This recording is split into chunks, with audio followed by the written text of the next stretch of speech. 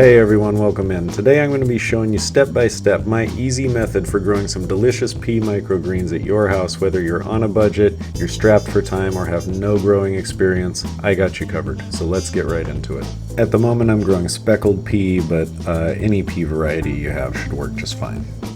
So let's go through our toolkit. You're going to need yourself some pea seeds, a half cup measuring cup or a scale, something to weigh your seeds in if you're using a scale, a jar, and something to adjust your pH with, which in this case, I'm just using a limb. I am going to be posting detailed videos about how to prep your water and your trays, so be sure you're subscribed and stay tuned for those. All you really need is dechlorinated water. I'm filling up my quart-sized jar, a little more than half, maybe 2/3 full. I'm also going to make a video on properly adjusting your pH, but for now just take my word for it. My water is super alkaline and I need to add about 5 drops of lemon juice to it to get it into the perfect 6 to 6.5 range. 6 ounces of seed is a good starting point. You can certainly experiment with using more, and if you don't have a scale, don't worry, a half cup measuring cup or so will do you just fine. Got my little funnel set up and I'm dumping the seeds into this jar of prepared water that we made. Pro tip, make sure you pour nice and slow because pea seeds are very bouncy. You may notice that some of the peas keep floating in the jar. Not to worry, all you gotta do is swirl them around a little bit and that should get the bubbles off of most of them and they'll sink down. Alright, looking good to me. What we need to do now is loosely cover these, set them somewhere off in the corner where they're going to be safe, and set a timer for 12 hours.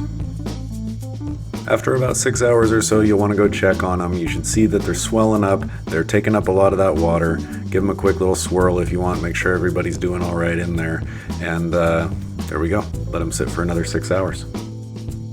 It's really noticeable after 12 hours how much of the water they've soaked up. They're now ready to go. They're ready to put in our trays. All we need to do is just drain them out carefully so that we don't dump them down the garbage disposal.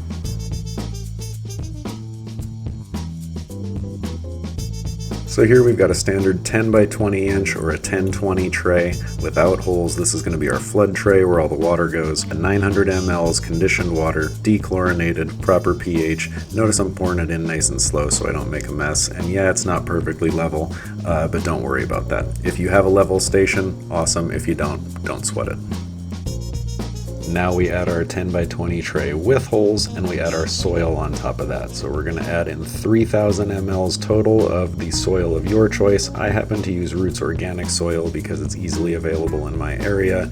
It's organic and I like the texture and consistency of it. Now all I'm doing is using a wide putty knife to spread the soil out and make sure it's a nice even thickness. I don't have any noticeably high or low areas. If you take a quick look just after like only a few seconds, that water does start to soak up through the soil. So even though it's not all the way at the surface, that water from the bottom tray is working its way up through the soil. So no worries for now. If your soil looks dry on the surface, the water will work its way up. Now that our tray is prepped, we get to scatter our seeds. Now don't worry if it's not perfect the first time through, just avoid dumping all your seeds in a pile in the middle of the tray. We're going to go spread these out a little more evenly by hand. Do make sure that you're always using clean hands, extra clean, or you're using gloves to avoid contaminating your seeds in your soil. So here we go, speed it up a little bit.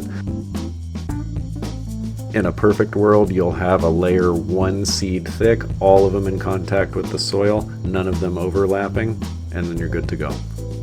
Now we take a standard spray bottle filled up with our prepared water, set the mist on fine, and mist our seeds real good. When you're done, the soil should be dark and the seed should be nice and shiny wet. Take another clean 10 by 20 tray without holes, put it straight on top of those seeds, and then we're going to take a weight of some type. Here I just have a paver brick and a piece of wood. Set it right in the middle of the tray to add some weight to your seeds and press them down in the soil. You're going to put them on your shelf, no lights necessary, and there we go. Moving into day 2 now, we are going to keep the weight and the tray on these seeds for a couple of days, but you do want to check them at least twice a day to make sure they're not drying out and check their progress. So this is what you should see after the first day. We've got just a few of those little tap roots poking out. Your soil should still be nice and wet, but the seeds themselves will look dry. So there's our spray bottle with the prepped water. We get them looking nice and shiny, and they're good to go. It's also important to remember that depending on your environment, you may find that you have to spray a little more or less often. Put the blackout tray and the weight back, and on to day 3. Looking at them this morning, we definitely see some more progress. Those tap roots are getting longer. The soil still looks nice and moist. The seeds are dry, so they're soaking up that water. We're gonna go ahead and mist them with our good prepped water as we always do. Also notice I haven't put any water in that bottom tray yet. They only need to be sprayed for these first few days. We shouldn't be putting any water in the bottom. Wow, 4 days already. So taking a look at them now, we can really see that those seedlings are starting to push against the underside of the tray because the tops of them are curling over. Now remember, that's strengthening them, that's not hurting them, so don't worry. This tells us that this is the last day that we need to be covering them with the blackout tray and the weight. You can even see that the top tray is getting pushed out by all those little sprouts pushing up. It seems like there's no way those little sprouts could push that big heavy brick up out of the way, but believe me, they do.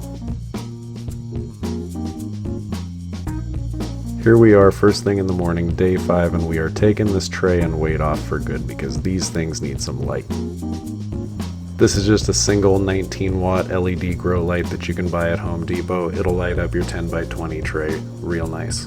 The soil's looking nice and moist. If we take a peek in the tray, there's some roots poking out of those holes. A little bit of that initial water that we poured in there left over, so these things are good to go. I give my micros 18 hours of light per day and you can really start to see the progress. Here we are, day 6, and they're really starting to move along. We see some little nubs on the roots, some root hairs, everything is really moving along quite nice. I did have one little guy with some damping off, but it was just one, so I'm not going to worry about it. Roots are looking good, tray is mostly dry. The tray has a little bit of heft to it, so I'm not going to water them today. I'm just going to flip them around because I know my shelf isn't perfectly level and I want everything to be even. Checking in on day 7, we've got some great growth. The soil is looking a little more dry, it's that lighter brown. The tray doesn't have as much heft to it, so we are going to go ahead and water these things. Our roots are looking fabulous. That tray is bone dry, so we definitely need to give them a drink. In goes 900 mLs of our awesome prepped water into that bottom tray.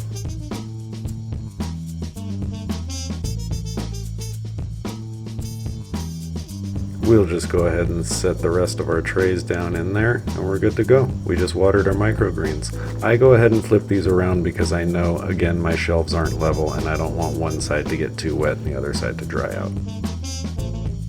Day 8 revealing even more progress. We've got some great greens growing here. It's not going to be too much longer before we can actually harvest these things. The roots are looking awesome. You can see they drew up all that water we gave them yesterday.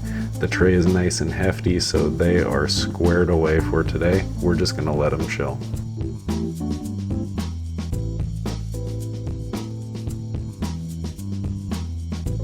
Alright, day 9 is here and we are ready to harvest. You could certainly let them go another couple of days, like maybe up to 12 if you wanted bigger greens or a little more weight, but I find that these peas are a little bit sweeter and less stringy if you harvest them earlier. But hey, experiment. See what you like, see what you prefer. Get your harvesting equipment together. Really all you need is something to store your greens in and a nice sharp blade or scissors to cut them down with. Whatever your method, do be sure to throw a piece of paper towel in there to control moisture and make sure your greens last as long as they can. All you have to do is work in small little bunches. Take your scissors or your knife and cut down right near the base of the stem above the soil, and there you go. So not bad, we used 6 ounces of seed, we got 7 ounces of microgreens in 8 days. Now remember, there's a lot of variables that go into this. This is just my method, this is just the way I do it. You can certainly start with more seed, you can let them go longer, you can use a different grow medium, you can change up your environment. That's part of the fun, seeing what works best for you. You can even regrow those same peas if you want. I don't, but you can. This is what you want to see. Nice, bright, white, healthy roots.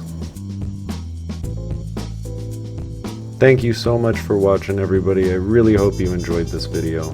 Let us know what you think down below. We're just getting started here at Easy Microgreens. We have tons of great content planned for you, so please like, comment, subscribe so you don't miss a beat.